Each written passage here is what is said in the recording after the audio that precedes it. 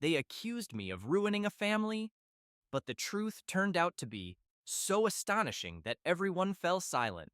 My name's Alex, I'm 26, and let me tell you, my life went from zero to, what the actual hell, faster than you can say, family drama. It all started 2 years ago when my older brother Derek, who's 31 and has the emotional stability of a toddler after nap time, banged on my door like he was the police. I opened up, and there he was, red-faced, veins popping out of his neck, clutching some crumpled piece of paper like it held the meaning of life.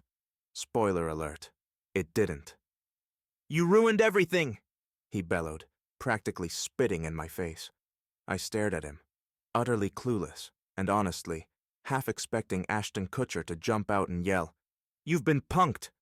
Because seriously, what the hell was he talking about? Derek? I managed, still holding the door. "Are you okay? Did you accidentally hit reply all on a work email again?" That joke did not land. Instead, he shoved past me into my apartment like he owned the place, waving that stupid paper around like it was the Declaration of Independence.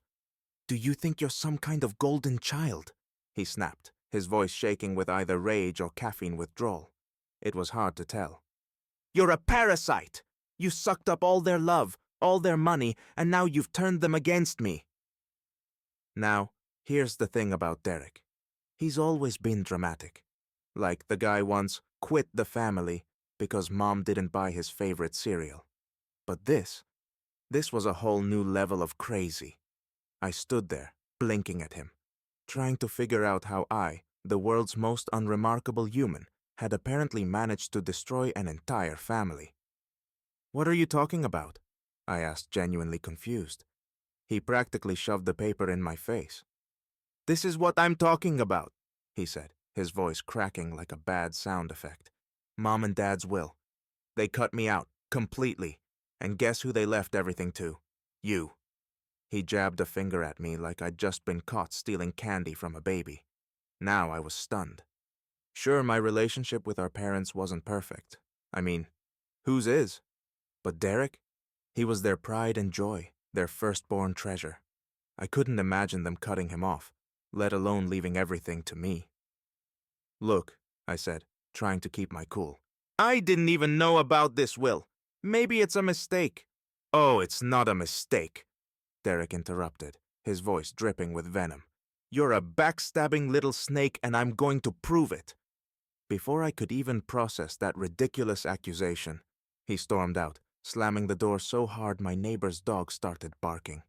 I stood there, dumbfounded, wondering how I'd gone from a quiet Saturday morning to starring in my own personal soap opera. That night, I called my parents. I figured they'd clear this whole mess up in 5 minutes tops. But when I asked them about the will, they just sighed and gave me some vague nonsense about Derek making choices that had consequences. "What choices? What consequences?" I asked, my frustration bubbling up.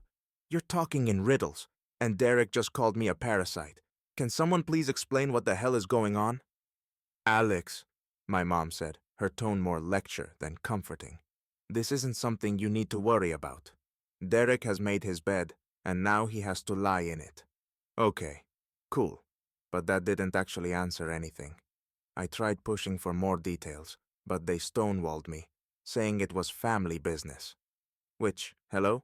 I'm part of the family too. By the end of the call, I was more confused than ever. Here's the kicker. I'm not even close to a golden child. I barely text my parents back, let alone suck up to them. Derek, on the other hand, has always been the one they brag about at Christmas parties. "Oh, Derek's so smart. Derek's so successful. Derek this. Derek that." Meanwhile, I'm over here just trying not to burn my grilled cheese. So, yeah, something wasn't adding up. And if Derek wanted to accuse me of being some Machiavellian mastermind, fine. But I was going to get to the bottom of this mess, whether my parents liked it or not. I couldn't shake the feeling something was seriously off, like when your phone buzzes at 2 a.m. and you're 99% sure it's not good news. A week later, my cousin Stephanie called, and for once, it wasn't to rope me into her multi-level marketing schemes. She's always been close to Derek. Closer than I'd prefer, honestly, since she thinks he's some tragic hero in a bad soap opera. Anyway, her voice had that mix of concern and hesitation that practically screamed, "You're not going to like this, but..." "Alex, I've been hearing things," she started, and I could already feel my patience stretching thin. "Derek's telling people you manipulated your parents into cutting him out of the family entirely." I almost laughed. Almost. Manipulated? Stephanie, I can barely convince myself to floss regularly. What is he even talking about? "He's saying you spread lies about him to ruin his reputation," she said, lowering her voice like we were on some undercover sting operation. "Look, Alex, I don't want to take sides, but you've got to understand, he's devastated. You need to clear this up." Clear it up? Right, let me just wave my magic wand and poof, no more drama. Because obviously, I'm the family wizard. "Stephanie, how am I supposed to clear up something I don't even understand?" I asked, trying to keep my tone even. Spoiler, I failed. Her awkward silence was enough to make me want to crawl through the phone and shake some sense into her. "Just talk to your parents," she suggested weakly, like this was some simple misunderstanding we could sort out over tea and cookies. So, that's exactly what I did. I drove to my parents' house, fully expecting some straightforward answers. What I got instead was a masterclass in avoidance. My mom was jittery, fidgeting with her mug and avoiding eye contact like I was the IRS asking about unclaimed income. My dad, the Switzerland of family drama, flat out refused to talk about Derek. "We don't need to drag this up," he said, waving a dismissive hand like it was some minor squabble over who borrowed whose lawnmower. "Drag it up? Dad, Derek is out there telling the world I'm the villain in some Disney movie. I think I deserve a little context." That's when I saw it. A bank statement on the counter with Derek's name at the top. My curiosity spiked faster than caffeine on an empty stomach. The balance? Oh, let's just say it was negative with enough zeros to make me choke. "What's this?" I asked, reaching for the paper. Before I could even glance at the details, my dad snatched it away like it was radioactive. "That's none of your business," he snapped, which was super reassuring. "None of my business? Seriously? Derek is running around town trashing me, and you're hiding his financial drama like it's the secret formula to Coca-Cola." No response. Just an awkward shuffle, and my mom pretending to find the ceiling fan incredibly interesting. Fine, if they weren't going to tell me the truth, I'd find it myself. Later that night, Stephanie let another nugget slip. Derek had gotten involved in some shady business deals. Classic Derek. If there's a bad decision to be made, he's first in line with a VIP pass. Apparently, he'd been so desperate for cash, he'd gone crawling to our parents for help. I decided to confront him directly. It didn't go well. When I asked about his money problems, Derek exploded like I'd accused him of arson. "What are you doing, spying on me now?" he yelled, his face red enough to power a lighthouse.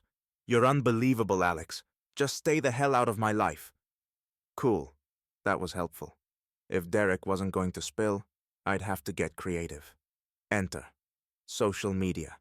Now, I'm not proud of this, but desperate times, right? I grabbed my laptop and dove into Derek's online presence like Sherlock Holmes with a Wi-Fi connection. The guy wasn't exactly subtle. His posts were practically screaming for attention. Pictures of fancy dinners, rented luxury cars, and cryptic captions like, "Big moves coming soon." Yeah, Derek. Big moves, like dragging the whole family into your financial dumpster fire. I had no idea what I was looking for, but I knew one thing. Whatever Derek was hiding, it was about to come to light. Late one night, after hours of scrolling, I found a series of private posts Derek had shared with a small group of friends. In them, he bragged about taking money from our parents to invest in his new business. But instead of investing, he'd spent it on luxury vacations, expensive cars, and gambling. One post even showed a stack of casino chips with the caption, "Parents' money well spent." I took screenshots and brought them to my parents the next morning. My mom broke down crying when she saw them. "We thought we were helping him get back on his feet," she sobbed. "He swore he was turning his life around." It turned out my parents had loaned Derek over $100,000 over the years, draining their retirement savings. When they finally cut him off, he retaliated by spreading lies about me to anyone who would listen. He'd even fabricated a story about me blackmailing them into changing their will. But the biggest bombshell came when my dad admitted they'd been hiding one last secret. Derek wasn't just lying to cover up his financial troubles, he'd also been caught stealing from my mom's personal account. Armed with the truth, I decided it was time to confront Derek once and for all. I called a family meeting, inviting him, my parents, and Stephanie. Derek showed up looking smug, clearly expecting to play the victim again. But his expression changed the moment I pulled out the screenshots. Care to explain these, Derek? I asked, tossing the printed photos onto the table. His face turned white as he scanned the evidence. This isn't what it looks like, he stammered. It's all fake, photoshopped. But my dad stepped in, his voice calm but firm. Stop lying, Derek. We know everything. We know about the gambling, the theft, the lies. You've been using us for years, and we're done. Derek tried to backpedal, but it was no use. Stephanie, who had been one of his biggest defenders, turned on him, demanding to know why he'd dragged me through the mud to cover up his own mistakes. In the end, Derek stormed out, furious and humiliated. My parents apologized to me for not being honest sooner and admitted they'd been too ashamed to confront the truth. They promised to make things right, not just with their will, but with our family dynamics as a whole. The fallout wasn't easy. Derek refused to speak to any of us for months, but honestly, I didn't care. For the first time in years, I felt like the weight of his lies had been lifted. And while our family would never be the same, I knew I hadn't ruined anything. Derek had done that all on his own.